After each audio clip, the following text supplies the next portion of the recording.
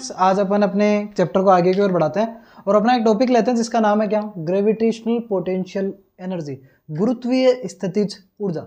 गुरुत्वीय स्थितिज ऊर्जा, आपको पता है जो काइनेटिक पोटेंशियल एनर्जी है, स्थितिज ऊर्जा है, वो क्या होती है, किसी भी ऑब्जेक्ट की पोजीशन पर वाइब्रेशन के कारण जो एनर्जी प्राप्त होती है उसे अपन क्या बोलते हैं, पोटेंशियल एनर्जी बोलते हैं। और यहाँ पे जब बात की जाती है ग्रेविटेशनल की, तो यहाँ पे अगर बात की जाए अर्थ के लिए अपन ग्रेविटी की बात करेंगे। यहाँ पे सबसे पहले एक फोर्स आता है जिसे बोलते हैं क्या, कंजर्वेटिव फोर्स, संरक्षी बल।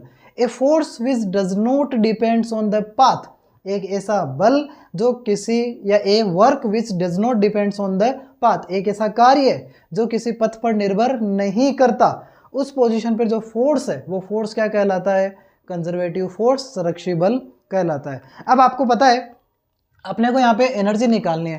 एनर्जी निकालने के लिए सबसे पहले अपने को क्या कर लेते हैं, अपन वर्क निकाल लेते हैं, किया गया कार्य निकाल लेते हैं। तो किसी ऑब्जेक्ट को, किसी भी ऑब्जेक्ट को अगर अपन बात करें उठाने के लिए, किसी हाइट पर उठाने के लिए लगे कुल किया गया कार्य कितना होता है, वर्क इक्वल टू क्या होता है बेटा, वर्क इक्वल टू होता है फोर्स मल्टीपल ऑफ डिस्प्लेसमेंट होता है।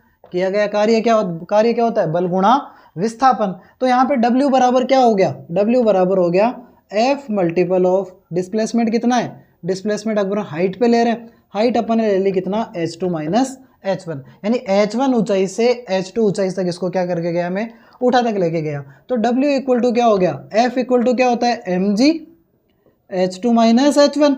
अगर इसको ओपन करें अपन तो W इक्वल टू क्या हो गया, mg h2 minus mg h1। ये अपना क्या आ गया, किया गया कार्य आ गया। अगर अपन बात करें प्रारंभिक स्थिति की, अगर कोई ऑब्जेक्ट अर्थ की सरफेस पे रखा हुआ है, कोई ऑब्जेक्ट है वो इस सरफेस पे ही अगर रखा हुआ है तो h1 कितना, 0, h1 कितना हो गया, 0। तो यहाँ पे किया गया कार्य कितना आएगा, mg h2 माइनस 0, यानी W बराबर क्या आएगा बेटा, mg h2। ये अपना क्या निकल के आ जाएगा, यहाँ पे कार्य निकल के आ जाएगा।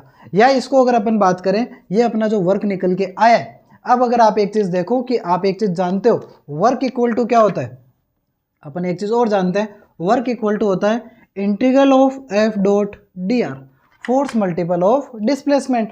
अगर यहाँ पे देखें अपने पास R1 से R2 तक जा रहा है तो यहाँ पे अपना फोर्स क्या निकल के आएगा। या अगर इसको बात करें to total work integration of D W बराबर कितना हो जाएगा, R1 से R2 F dot D are. ये अपना क्या निकल के आ जाएगा, वर्क निकल के आ जाएगा। अब यहाँ पे आप एक चीज़ देखो, जब ग्रेविटेशनल की बात करेंगे तो फोर्स की वैल्यू आपको पता है क्या होती है, F equal to G m1 m2 upon R square होता है। जैसे ही आप यहाँ पे पुट करोगे तो इंटीग्रेशन ऑफ डी डब्ल्यू तो कितना हो गया, वर्क इक्वल टू, यहाँ पर आप वैल्यू रखोगे क्या हो जाएगा, इंटीग्रेशन R1 से R2 कैपिटल जी m कौन सा है, mass of earth, small m upon R square, ये आएगा यहाँ पे, सही है। और डॉट क्या आ जाएगा बेटा, डी आर।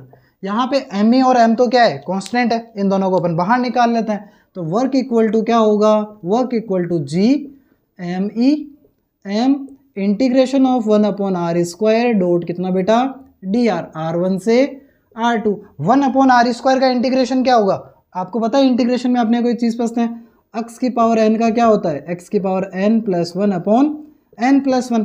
इसको ऊपर ले जाएंगे तो -2 हो जाएगी पावर। जैसे सोल्व करोगे तो W equal to G M E M integration बेटा R1 से R2 r की power -2 dot D R, integration कर देते हैं अपन यहाँ पे। वर्क इक्वल टू क्या आएगा, G M E M R की पावर -2 प्लस 1 अपॉन -2 प्लस 1, कहाँ से कहाँ तक, R1 से R2 लिमिट जा रही है।